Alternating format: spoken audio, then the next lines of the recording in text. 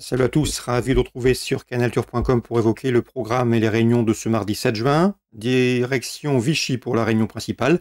Initialement programmée dans le prix Vichy Célestin, épreuve qui n'a pas réuni suffisamment de partants, et bien le quintet se déroulera dans le prix du Vivarais, une épreuve qui s'adresse à des chevaux âgés de 4 et 5 ans. Nous évoquerons cette compétition dans la première partie de l'émission. Ensuite, je vous communiquerai quelques coups de cœur et quelques informations recueillies auprès de différents professionnels pour cette même réunion vichysoise. Nous passerons par la suite à la réunion 2 de la Teste, sans oublier la réunion 4 sur l'hippodrome de Toulouse, où là aussi, j'ai pu converser avec plusieurs professionnels ayant des partants et ayant marqué leur optimisme. Sachez également que vous pouvez liker, partager ce programme, c'est gratuit et c'est possible via nos différents supports sociaux. Concernant ce quintet prix du Vivarais, j'aime beaucoup le numéro 13, Intus de Mystique. Guillaume Huguet nous l'a toujours présenté comme un bon cheval. Vous l'aviez notamment pu le lire lors d'interviews réalisées pour canalturf.com. Eh bien, sachez que le numéro 13, Intus de Mystique, reste sur une série de bons résultats. Il a couru 7 fois en 2022, 4 victoires, une deuxième place, une quatrième place. Il vient de s'imposer à Vichy sur plus long. C'est vrai qu'il a le numéro 13 en deuxième ligne derrière la voiture, mais à mon avis, il a les moyens de compenser ce défaut. En début de parcours, numéro 13, Intus de Mystique, capable de poursuivre sa belle série et de mettre tout le monde d'accord. Je lui poserai le numéro 4 Ibisquick dans cette course, un Ibisquick qui est en forme lors de ses 4 dernières sorties. Il a signé 2 victoires et 2 places de deuxième. Il a gagné sur ce parcours le 24 mai en force, en allant de l'avant. À mon avis, c'est une première chance également, d'autant qu'il devrait pouvoir tirer profit de son bon numéro derrière les ailes de l'autostart.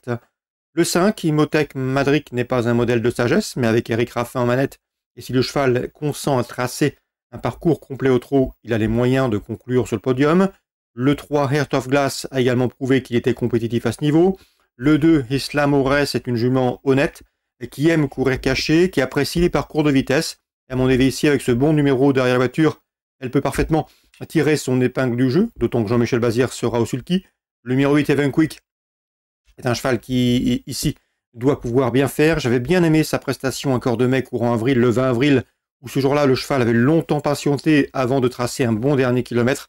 Son numéro 8 est un désavantage, mais il peut venir corser des rapports. Le 11, Hakim Deschamps, reste sur 3 disqualifications, mais à mon avis, il sera imprudent de le condamner hâtivement, d'autant qu'il possède un chrono d'une 14 et fraction sur ce parcours. Le 6, Ice-T, me semble barré pour les premières places, mais il peut parfaitement intégrer un quintet à la faveur de quelques défaillances. En canon partant, on citera le numéro 7, Ivram. Le résumé chiffré sera donc le suivant: 13, 4, 5, 3, devant le 2, le 8, le 11 et le numéro 6. Suite du programme, dans la première, je vous recommande le protégé de Mathieu Abrivard, j'ai mal noté son numéro, c'est Géraud de Guèze, le 112. Le cheval a bien débuté à Angers, à mon avis, son jour est proche. Je lui poserai le numéro 16, Jablonski, qui doit encore gagner en sagesse, mais quel potentiel pour jouer la victoire ici. 112 et 116, 2 numéros en deuxième ligne, mais aussi, à l'instar d'Intus de Mystique dans le quintet, on a les moyens de pallier ce handicap initial. Yannick Desmet m'a parlé en bien du 305 au Nasnuga. Le cheval reste sur une plaisante victoire à Caen au sulky. Pour ce retour remonté, il s'annonce redoutable. Qui lui va adjoindre pour les couplets? Sans doute les 2 protégés de la famille Mautier, le 4 Fatou et le numéro 8, Easy to Love Blue. Attention également au numéro 9, Drusenheim. Elle est toujours en gambe malgré le poids des années et surtout elle est régulière au remontée. Le 5, Onas Nuga pour les premières places. Pour les couplets trio, 4, 8 et 9. J'ai pu converser également avec René Corbin. Il lui drivera le 506 Flyer Commanderie. Son cheval monte en puissance, il approche de son bon niveau. Il a déjà bien fait à Vichy, il sera pieds nus. Même s'il est peut-être plus confirmé sur les parcours de longue haleine, j'ai senti un entraîneur assez confiant pour un bon résultat. Le 506 Flyer Commanderie, c'est sans nul doute sa meilleure chance de ces différents partants du jour. On peut lui adjoindre numéro 2, Falco Somoli, pieds nus pour cet objectif et bien placé avec numéro 2 derrière l'autostart. La 7e, difficile d'aller contre le 707 Flora de la Vallée. Dans cette course réservée uniquement aux juments, elle s'annonce redoutable, elle a vraiment tout pour elle. Elle compte déjà 15 podiums, dont 9 succès en une vingtaine de courses courues. Elle a couru 6 fois à Vichy, résultat 4 victoires, mais également 2 places de 3e. Elle possède en une 13-1 le chrono du tracé du peloton sur ce parcours. Bref, ici, elle a vraiment tout pour plaire, le 707 Flora de la Vallée, qui devrait soigner ses statistiques sur l'hippodrome de Vichy.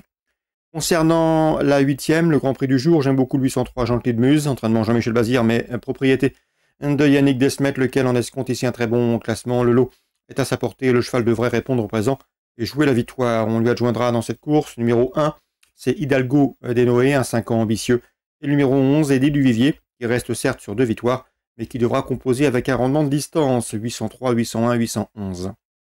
Concernant la test en réunion 2, dans la deuxième, j'aime beaucoup le 208 dans cette épreuve. C'est une Precious Sea, une pouliche inédite bien née qui fait l'objet de bruits très favorables. Comme je vous le disais, ses origines laissent à penser qu'elle peut bien faire d'entrée de jeu. Le 208 Precious Sea. Je dois joindre un numéro 7 dans cette épreuve. C'est Ballet Roi qui doit pouvoir afficher des progrès sur ses débuts. Elle est perfectible. Et le 201 Changaimi, le cheval était très chuchoté, très appuyé au betting lors de ses débuts publics. Il a échoué ce jour-là, seulement 7e. Mais il sera imprudent dans le quartier vu l'objet des bruits favorables dont il faisait en débutant, l'objet en débutant. Donc le 208, le 207, le 201, c'est à la test en réunion 2. On passe maintenant à Toulouse en réunion 4 dans la deuxième course. Dans la première, pardon, Maxime Grassen est bas négatif avec le 105 Joie de Bertrange. Son interview sera certainement disponible sur notre site. Dans la troisième, il m'a parlé du 311 Feedmac Missile. Un cheval qui est compliqué, délicat, mais s'il est sage, il peut jouer les premiers rôles. C'est a priori un bon rapport qualité-prix à inclure dans vos jeux. Dans cette troisième toujours, sachez que le 313 Flash Royal est revenu au mieux. Stéphane Bouisson m'a indiqué que c'était sa meilleure chance du jour. Je l'ai senti assez confiant pour terminer sur le podium. C'est le 313 Flash Royal. Dans cette même troisième course, on peut lui opposer le 14. C'est Farandole d'Ipalba. Pas toujours très sage, mais a le potentiel ici pour se mettre en évidence. Tout comme le 18 Fly to the Moon. Lui, il préfère courir caché. Mais si la course est rythmée, à mon avis, elle le sera. Il peut finir vite et lui aussi se mettre en évidence. Bref, pas mal d'infos pour la troisième, avec des chevaux plus ou moins fautifs, et surtout des chevaux fautifs d'ailleurs. Le 11, le 13, le 14 et le 18. Dans la cinquième, j'aime beaucoup le 501 Guido Josselin. Jean-Pierre Lagenève me l'avait présenté comme un bon cheval, une bonne recrue depuis qu'il a rejoint son écurie. Un cheval qui a seulement couru 20 fois, mais qui compte déjà 6 victoires. Un cheval régulier qui reste sur une série de bons résultats. Il est capable de marcher une 14 et fraction sur ce parcours. L'opposition est dans ses cordes. Je le vois s'imposer, le 501 Guido Josselin. Et je terminerai avec l'information d'Arnaud Barré, qui présentera lui, dans la 8e, Horizon du Tay. C'est un cheval qui revient entre montées. Son cheval revient bien après avoir connu la maladie de Lyme. C'est un cheval ici qui a déjà bien fait sous la selle et qui sera à suivre en confiance. C'est dans la 8e, Horizon du Tay. Un Arnaud Barré qui est redouté en priorité. Le numéro 7, Ali Duvivier, d'après lui. C'est son principal opposant. Donc attention dans la 8e à Horizon du Tay. L'entraîneur est assez optimiste. Voilà pour les infos recueillies pour vous pour ce programme du mardi 7 juin. Excellent jeu, bonne journée, rendez-vous demain.